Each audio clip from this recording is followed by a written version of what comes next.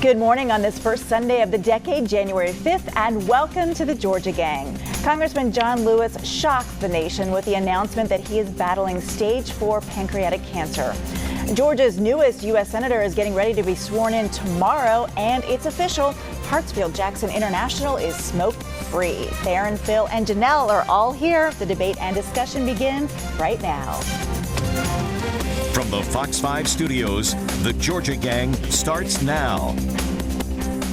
Congressman John Lewis says he's entering the fight of his life, stage 4 pancreatic cancer. The shocking prognosis came after a routine medical visit earlier this month. We must cure it, was my only response, because John Lewis is too important, too good a person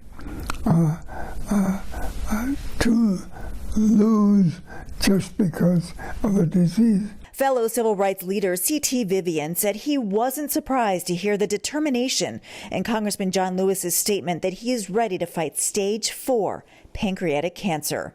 Lewis released that statement 1 week ago, shocking the nation, saying, quote, "I have been in some kind of fight for freedom, equality, basic human rights for nearly my entire life. I have never faced a fight quite like the one I have now." The 79-year-old civil rights icon pledged to take on the disease with the help of medical advances as he heads back to Washington. Vivian's friendship with Congressman Lewis spans over 6 decades, including pivotal sit-ins and marches during the civil rights movement. You know he was going to fight it, and you know that his friends were going to help him. Congressman Lewis says he may have to miss a few votes during his treatment, but with God's grace, he'll be back on the front lines soon. Theron, I know that you are close to Congressman Lewis. You've talked to him this week probably several times. What are his spirits like? Well, the thing that I was really happy to hear in his voice was a voice of momentum and inspiration, but more importantly, he sounded very prepared for this next battle ahead. You know, I had the opportunity to serve as his district director and also as campaign manager. I've had a relationship with him for almost 2 decades now, and he's not only my hero, my mentor, but he's also a friend. And what he said, Lori, that I thought was just so special about Congressman Lewis, that even on the phone call when I'm calling to let him know that me and millions of people all across the world, that you're in our prayers and that we're going to support you in this recovery, he found time to ask about me and my family and my wife and how everyone was doing. And I would tell you this, I think that when I spoke to him, I asked him, you know, did he need any help and kind of what was the plan forward? And he is very, very focused on getting started immediately with this treatment. And I think he feels very comfortable with the plan that they put in place. And so I just want to, you know, publicly say that I think that we got to be very careful. And you notice my tone is very upbeat. You know, I was very devastated when I heard the news, but we can't talk about the member of Congress, this, you know, icon, this world leader, this conscience of Congress, as if he's not continuing to go to Washington and serve. I suspect that when he has the energy and the time, he's definitely going to make sure he casts as many votes as he can to represent the 5th District. I think, Phil, too, we heard pancreatic cancer, then we heard stage 4, and our initial thought is, you know, and you worry because it's such a dire diagnosis, but they have made so many strides. Well, they have, and I think that's a very nice tribute, and I would agree with your sentiments there. And there are new treatments, and so obviously I would join everybody, I think everybody, whether it's anybody in our congressional delegation, to wish them well and Godspeed. Yeah. Yeah, absolutely. If I can add just a little bit to this, I also think that, you know, what people are wanting to know is whether or not he is going to use this opportunity to pass the torch and focus on his health. But I do want to go back to your point that it is important that, Theron's point, that it is important that we do not, you know, act as if this is as if he's already passed, you know, because there's still a lot of life left, and fighting this is awesome. And as he said, a lot of work still to do. Absolutely. I think that on his behalf, he wants to say thank you to the many, many people, the hundreds of calls that he's gotten, not only just from his constituency, but different former presidents. I mean, you even had former President Barack Obama, former President Bill Clinton, you had the current governor, you had the current speaker in Georgia, all come immediately out and say that they're praying for him. So I just know he would want me to thank everyone who did that. And then lastly also is that, you know, this is something that I believe that he's prepared to fight. I mean, this is a man who has faced adversity before. He's looked people with hatred in their eyes, and led a march across the Evans Pettus Bridge. He was beaten, he was bloody. I mean, so he's definitely in a position to fight this and hopefully come out on the right side. And we know fighting cancer, sometimes it's always just your frame of mind and willing to fight, you know. So we wish him well, sending lots of prayers. And he's back in Washington, and it's a busy week in Washington. Georgia's new U.S. Senator will be in Washington this week. Also, Kelly Loeffler expected to be sworn in tomorrow by Vice President Pence. And Phil, you landed a really great interview with Ms. Loeffler. Can you talk about what you've learned? Absolutely. I was privileged to interview her on a talk radio station in Augusta, and we went over all of the policy issues because that's what people want to know. Who is this person? She's still introducing herself, of course, to her own party and to the average voters in Georgia. And she went down the list. She said that controlling the border and national security and illegal immigration were big topics for her. She goes down the list with regards to Veterans Affairs and health care. In fact, she is taking retired Senator Johnny Isaacson slot on the Veterans Affairs Committee, which is great. She also is on the Agriculture Committee, which of course is Georgia's largest industry. She'll be a great voice there. And I think that if you just now look at the political crystal ball, of course, she's going to be running in November 2020, along with her other U.S. Senator David Perdue. And I would suggest watch out. She is going to blanket the airwaves, maybe later this month and in February and in March, to really raise her profile. So that'll be an interesting introduction. And that just leads me to my next question, Theron. When do you think we'll be hearing from some Democratic candidates entering the race? I think very soon, but I want to focus on Senator Loeffler for a second. I think that what I've heard from her interviews, and I'm interested to read Phil's interview with her, it's just more the Republican standard. I haven't heard anything that is showing that she can go to Washington and be an independent voice. She's talking about border security and immigration. I mean, where's this wall that we've been promised for over almost 2 years now? And so I think that she can talk about different things in the typical Republican, I think, standard talking points. I mean, everyone is saying they're close to Donald Trump and they want to continue to push his policies forward. But I think that she's going to be in a general primary, so leading to Democrats. So you can't just focus on a Republican constituency to vote for you. I mean, there's got to be a time where a Republican in this state can continue what I think others have tried to do, and that is make a move to the middle. But as far as Democrats, listen, I've been very critical, publicly and privately, that here we are in the beginning of January. And we have some good candidates that are going to go, and hopefully one of them will be prepared to be the Democratic nominee against Senator Perdue. But we only have one announced candidate, and that's this Mr. Lieberman, who I think has raised a significant amount of money. I think he donated gave about $250,000 of his own money. So I think he or she who wants to emerge from the Democratic Party, you really have until January, end of January, because what Senator Loeffler is going to do now is now she has a constituent services apparatus in place. She's keeping a lot of Senator Isaacson's staff. So these are people with constitutional and infrastructural knowledge of how to touch different constituency groups across the state. And so I definitely think that we got to have someone by the end of this month, and it's got to be a consensus, moderate Democrat, he or she that can appeal to the base, but also appeal to the middle voters. You're afraid to have a socialist out there. Well, Theron, I think, brings up a really good point, too. In Senator Isaacson, we saw more moderate views, right? He didn't always side with President Trump, and sometimes he even disagreed with Senator Perdue. He sided with him 90%. He did, but we also saw... That's pretty good. We also saw some give and take, too. Well, So how does Senator Loeffler, appeal to this? I mean, how does she balance that? I think it goes back to the grassroots, and to Theron's point about the constituent piece, I'm so happy to see that in your article that you talked a lot about the different committees, because I feel like the committees do serve as almost like a subgroup of voters. And the PERS serving on the pension panel is really important, especially with her ties to the market and understanding the market.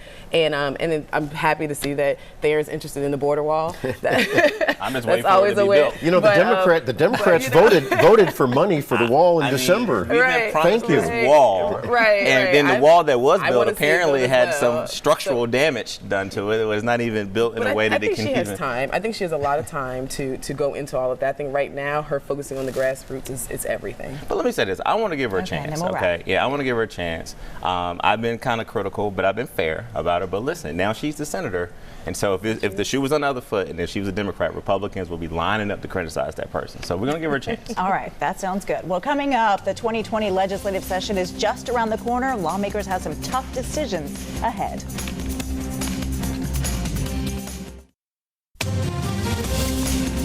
Well, lawmakers are gearing up for the 2020 session, and this year will be all about budget cuts and ways to find new money. Phil, the big question really could be, will Republican leaders really fight for another tax cut? I think they have to. I think they made a promise, but they have to also balance that off with new revenue coming in. And what would that new revenue be? You've heard me say this before, and I think you're going to have a bipartisan effort with a lot of steam behind it when the General Assembly starts in a couple weeks. And that is three things. You're going to be looking at local option pari-mutuel horse wagering. You're going to be looking at mobile sports betting, and of course the destination resort casino gambling. And I think if the time is ready for having a vote of the people on these things, this will be the time.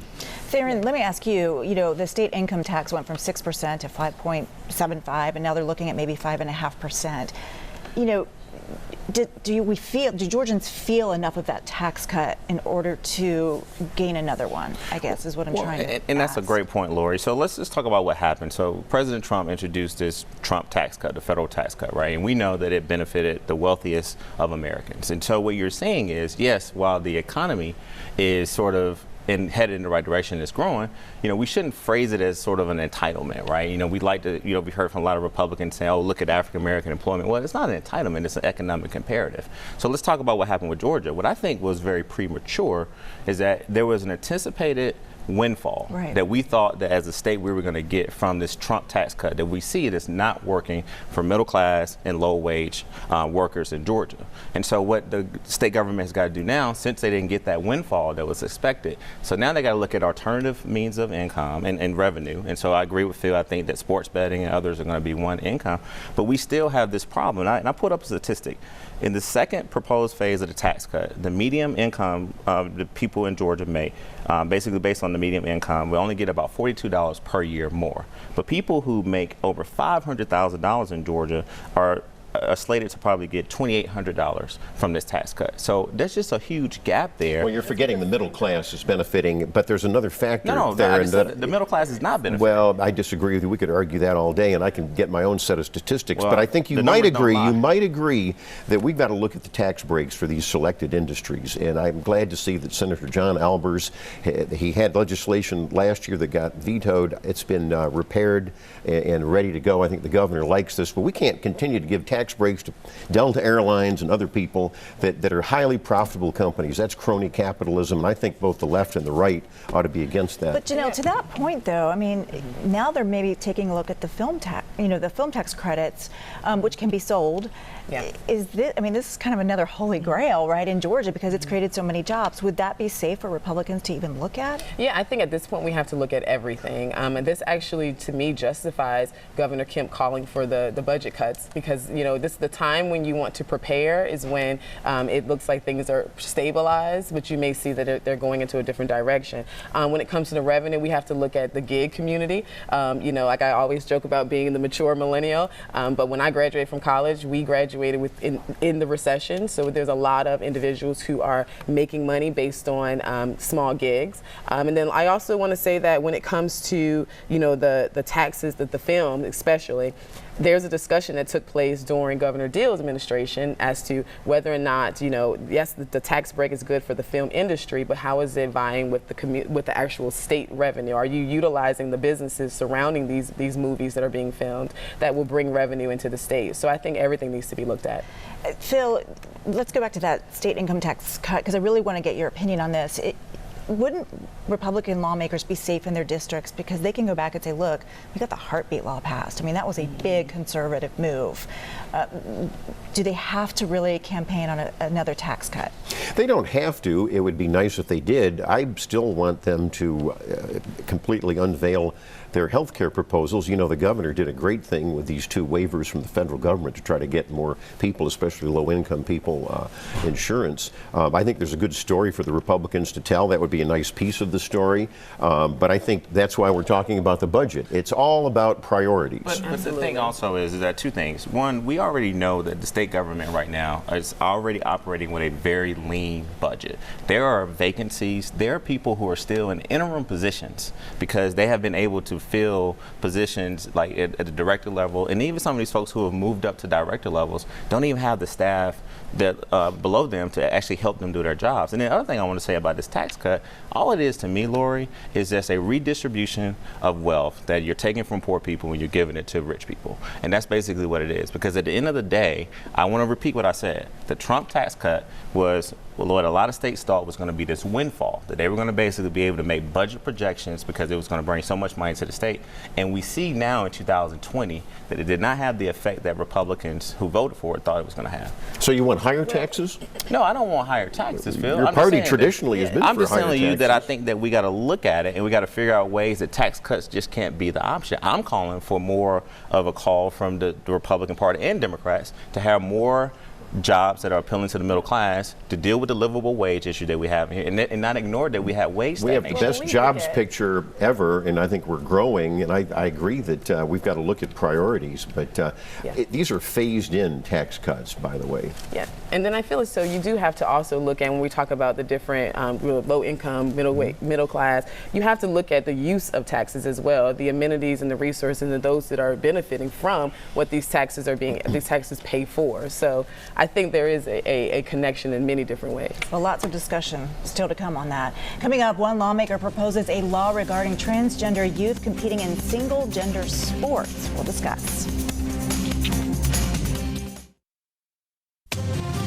Out of Hartsfield-Jackson International Airport, as of January 1st, it is now smoke-free. The smoking lounges are gone. Theron.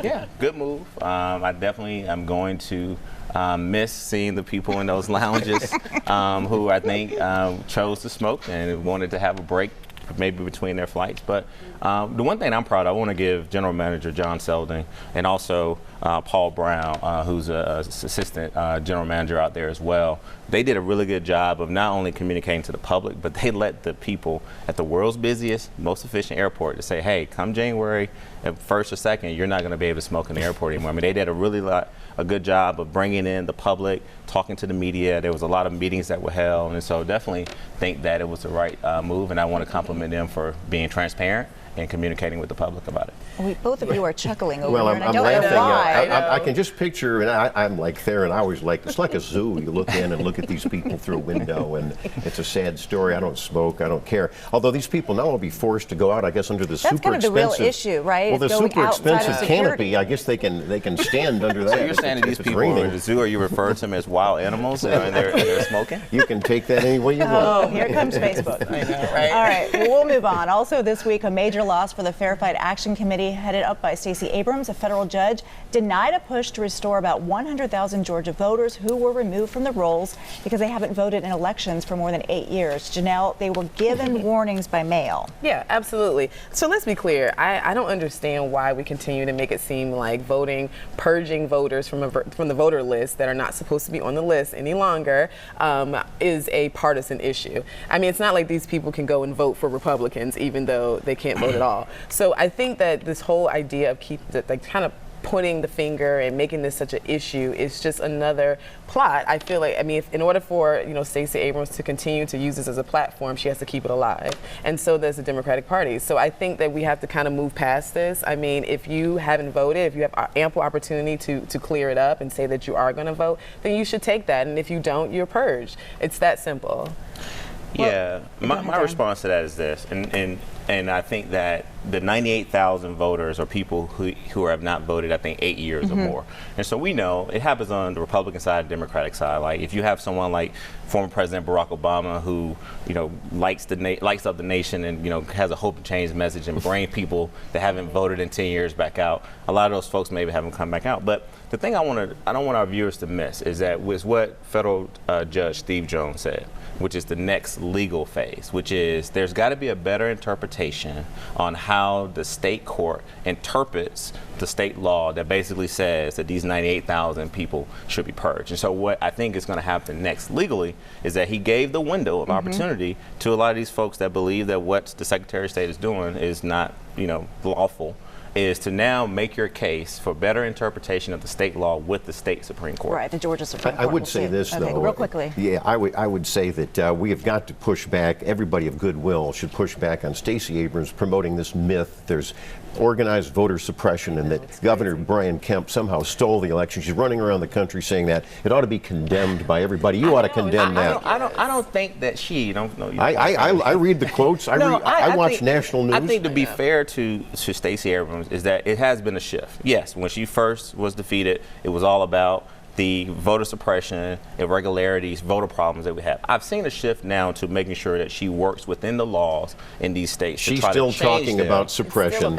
She's not listening to you, Theron. And it is the never-ending debate. So another debate, a newly elected Republican state lawmaker has introduced a bill that would ban teams from using public facilities if transgender athletes compete in single-gender sports that don't align with the gender that they were born. State Representative Philip Singleton says this is about fairness. Phil, you want to weigh in on this first? First thing I'm going to do is read the bill. I don't know if has anyone read it here. There's different I think his heart is in the right place. I do understand that there's a cultural war going on the left. You know, whether it's bathrooms or whether it's teen sports and transgenders. I don't want anyone being treated unfairly or discriminated against. But I don't like the idea of a woman playing against a man who's then been transgender. I think there's some unfairness, and I want to read the bill, but that's kind of where I'm at right now. Theron. Yeah, I don't even really want to waste time talking about this because I think it's just so unnecessary. And I think it's not the first thing that this newly elected state representative should be doing. I mean, at a time where Phil and Janelle talks about a Republican Party that's trying to create jobs and figure out some of our rural health care challenges, figuring out how we can have more transit and make people feel like they can have a better quality life in this state. This is the very first bill. So I think it's divisive. I think it's unnecessary. I agree with Phil. We need to read the bill because the way I interpret it is that if you are a sports team, an all biological female team or all biological male team, if you allow a transgender person, a human being, to play on that team, then the entire team is not able to use this public facility. And this is a Georgia. I'm not sure that's this is a Georgia, and it may not be. And I know the state representative is watching the show, and if I need to be corrected, I'll do that. But I just think that, Lori, at a time in 2020, that this is the first thing that we hear on January of 2nd of the year that a Republican legislature wants to come in and try to divide us and talk about transgender students in this. And so I just really think that it's unnecessary. And I hate to tell you, but there's hundreds of bills that'll, quote, divide us. So this is but I just new. don't think this can be the first one out the chute. All right. Well, we will be back with winners and losers, so stay tuned.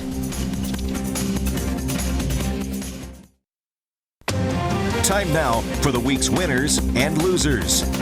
Janelle, we'll start with you. Awesome. Well, shout out to Mayor Vince Williams, who's a personal friend of mine. He was recently elected as the second vice president of the National League of Cities and at the annual summit in San Antonio. And then June 2020, he will be installed as the Georgia Municipal Association president. So shout out to you. It's an excellent choice. I've worked with Mayor Williams in the Union City Council, and they are doing wonderful things there. So kudos. And then lastly, shout out to the president signing the robocall bill.